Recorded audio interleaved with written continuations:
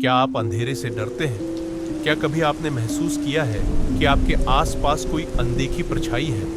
ये कहानी आपको उस हद तक ले जाएगी जहां डर हकीकत बन जाता है। स्वागत है हमारी खौफनाक दुनिया में, जहां हर कोना एक भयानक रहस्य छिपाए हुए है। सांसें थम जाएंगी, दिल की धड़कनें तेज हो जाएंगी और शायद आप भी पलट कर देखेंगे कि कहीं आपके पीछे कोई खड़ा तो नहीं। तैयार हो जाइए एक डरावने सफर के लिए, क्योंकि ये कहानी आपको सोने नहीं देगी। तो बिना वक्त गवाए कहानी को शुरू करते हैं। अपने कानों में एयरफोन लगा लीजिए। यह कहानी खूनी आत्मा का अंतिम भाग है। आखिर अंतिम क्या हुआ जानने सुनते रहे। हमारी ये कहानी तो शुरू करते हैं अजय, समीर और प्रिया अब इस नतीजे पर पहुंच चुके थे कि आत्माओं को न्याय दिलाए बिना वे उन्हें शांति नहीं दे सकते। मृत्यु की घाटी में निर्दोष लोगों की बलि देने वाले हत्यारों का सच अब तक गांव के लोग नहीं जानते थे, और इस सच्चाई को उजागर करना ही एकमात्र रास्ता था। तीनों ने गांव के पुराने दस्तावेजों की छानबीन की और पुराने बुजुर्गों से बातें की। धीरे धीरे सच्चाई सामने आने लगी। गांव के कुछ पूर्वज जो शक्तिशाली जमींदार हुआ करते थे ने अपनी शक्ति बनाए रखने के लिए उन निर्दोष लोगों की बलि दी थी, लेकिन उनके अपराध को अब तक छुपा कर रखा गया था। तीनों दोस्तों ने यह निश्चय किया कि वे इस भयानक सच को गांव वालों के सामने उजागर करेंगे।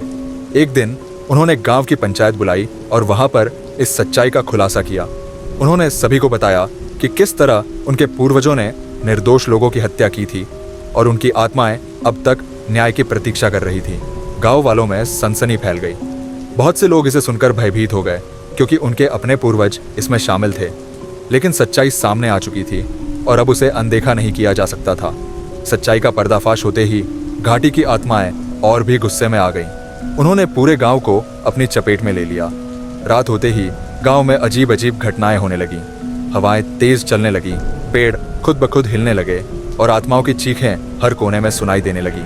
ऐसा लगा कि वे न्याय न मिलने पर गांव को पूरी तरह से तबाह कर देंगी। पुजारी ने उन्हें समझाया कि यह आत्माओं का आखिरी प्रकोप है और अब उन्हें संतुष्ट करने का एक ही तरीका है। आत्माओं को उनकी बलि देने वाले जमींदारों के वंशजों से माफी मांगनी होगी और एक विशेष अनुष्ठान करना होगा, जिससे आत्माओं को अंततः शांति मिल सके। पुजारी की सलाह पर गांव के लोगों ने आत्माओं से माफी मांगने का अनुष्ठान शुरू किया। अनुष्ठान के लिए गांव के सबसे पुराने पेड़ के नीचे एक विशाल यज्ञ किया गया, जहां उन निर्दोष लोगों की आत्माओं को शांति देने के लिए विशेष मंत्र पढ़े गए। जमींदारों के वंशजों ने गांव वालों के सामने अपने पूर्वजों के अपराधों के लिए माफी मांगी और आत्माओं से प्रायश्चित की मांग की। यज्ञ की आग में गांव के सभी लोगों ने अपने पापों का प्रतीकात्मक दहन किया। जैसे ही अनुष्ठान पूरा हुआ, आत्माओं की चीखें धीरे धीरे शांत हो गईं। हवा की गति धीमी हो गई और माहौल में एक गहरी शांति फैल गई। ऐसा लगा कि वर्षों से भटक रही आत्माओं को आखिरकार शांति मिल गई है। अनुष्ठान के बाद गांव में सब कुछ सामान्य हो गया। अजय, समीर और प्रिया ने महसूस किया कि अब आत्माएं शांति में हैं। हवेली और मृत्यु की घाटी, जो वर्षों से आतंक का केंद्र रही थी, अब शांत और वीरान हो चुकी थी। गांव वालों ने इस घटना से सबक लिया और अब वे अपने पूर्वजों के पापों को सुधारने में जुट गए। उन्होंने गांव की पुरानी परंपराओं को बदलने का फैसला किया और एक नए अध्याय की शुरुआत की। अजय, समीर और प्रिया ने एक बार फिर से पुजारी का धन्यवाद किया, जिन्होंने उनकी मदद की। पुजारी ने कहा, तुम लोगों ने जो किया वह केवल साहस का नहीं, बल्कि न्याय और सच्चाई का काम था। अब आत्माएं तुम्हें आशीर्वाद देंगी और यह गांव फिर से खुशहाल होगा। गांव में अब शांति और समृद्धि लौट आई थी और तीनों दोस्तों ने अपनी जिंदगी में एक नया मोड़ लिया। लेकिन उनके मन में हमेशा यह ख्याल बना रहा कि अगर भविष्य में फिर कभी कोई अन्याय हुआ तो आत्माएं फिर से जाग सकती है।